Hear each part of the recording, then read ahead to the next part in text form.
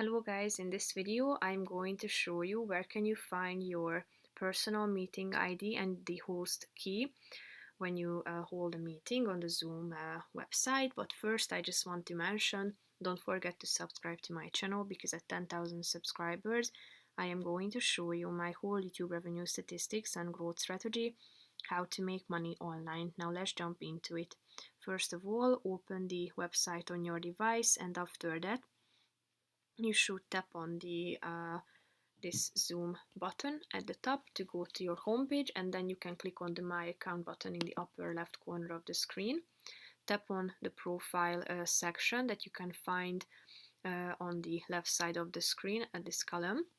Then scroll down to the meeting section, and here you can see your personal meeting ID that can be seen if you tap on this I button next to the number. So here you can see the meeting ID and also the link that you can use when you want to hold an instant meeting. And here you can see the host key as well that you need to use to join the meeting. Basically, if you want to edit it, you can do so if you are a paid user, and you can set up your own personal meeting ID and your personal host key.